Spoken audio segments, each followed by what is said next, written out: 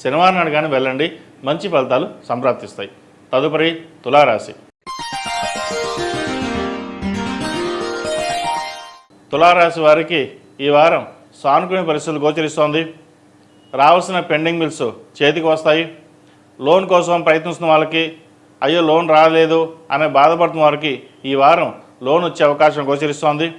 వివాహాది శుభకార్యాల విషయంలో తగు జాగ్రత్తలు తీసుకుంటారు. మంచి సంబంధం కుదురుతుంది.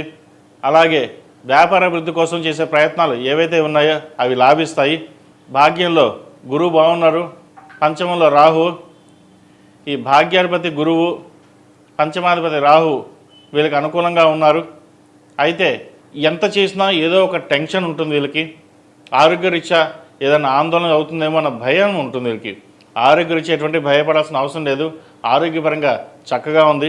కాస్త అలసటగా ఉంటుంది. తగిన విశ్రాంతి తీసుకుంటే సరిపోతుంది. అలాగే ఆహారం కూడా తగిన ఆహారం తీసుకోవడం ఎంతో ముఖ్యం. మీరు సాధ్యమైనంత వరకు ఎక్కువ శ్రమిస్తారు. ఆ శ్రమలోనే మీరు ఆహారాన్ని మర్చిపోవడం, నిద్రాహారాలు పక్కన పెట్టి గట్టిగా శ్రమించడం కూడా ఒక అందుకు మీకు ఆరోగ్యపరంగా ఇబ్బందులు రావచ్చు. అటువంటి విషయంలో జాగ్రత్తలు తీసుకోండి. వ్యాపారస్తులకు వ్యాపారపరంగా చక్కగా ఉంటుంది. వ్యాపార అభివృద్ధి బాగుంటుంది.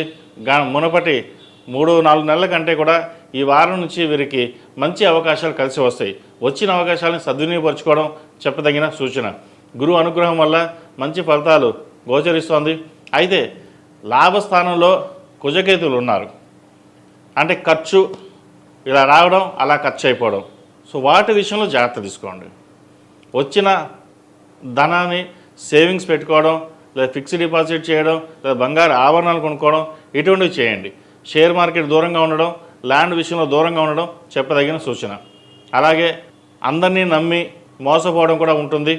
భాగస్వామ్య వ్యాపారాలు కంటే ఇండివిజువల్గా చేసుకునే వ్యాపారాలు వీళ్ళు కలిసి వస్తాయి.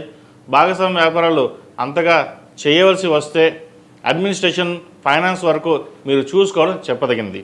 లేకపోతే ధన నష్టం వచ్చే అవకాశం గోచరిస్తోంది. ఎవరికైనా డబ్బు ఇస్తే అది తిరిగి రావడం కూడా ఇబ్బందికరంగా ఉంటుంది. వాటి విషయంలో కూడా జాగ్రత్తలు తీసుకోవాలి. ఈ రాష్ట్రంలో జన్మించిన విద్యార్థులకు చక్కగా ఉంది. మంచి ఉద్యోగం లభిస్తుంది. అలాగే మెడికల్ సీట్ కోసం ప్రయత్నిస్తున్న వారికి మంచి మెడికల్ సీట్ వస్తుంది. అలాగే ప్రభుత్వ పరంగా టీచర్స్ ఉద్యోగం ప్రయత్నం కావచ్చు, లేదా మరే ఏ ఇతరత ఉద్యోగ ప్రయత్నం చేస్తున్న వారికి సానుకూలమైన పరిస్థితులకు గోచరిస్తోంది. మంచి ఉద్యోగం లభించే దిశగా గోచారం నడుస్తోంది. కాబట్టి ఇటువంటి విషయ వ్యవహారాల్లో ఎటువంటి భయాందోళనకు గురి కాకుండా కష్టేఫల్ ఎండగా మీ కష్టం తగిన ప్రతిఫలం లభించే అవకాశం గోచరిస్తుంది. కాబట్టి ముందుకు వెళ్ళడం చెప్పదగిన సూచన. అలాగే విదేశాల్లో ఉన్న వారికి ఉద్యోగ ప్రయత్నాలు సానుకూలపడతాయి. అయితే చేతి దాకా వచ్చిన ఉద్యోగం చేజారిపోతుంది.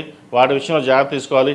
అలాగే ప్రేమ వివాహాలకు సంబంధించిన విషయ వ్యవహారాలు ఆచితూచి వ్యవహరించడం చెప్పదగిన సూచన.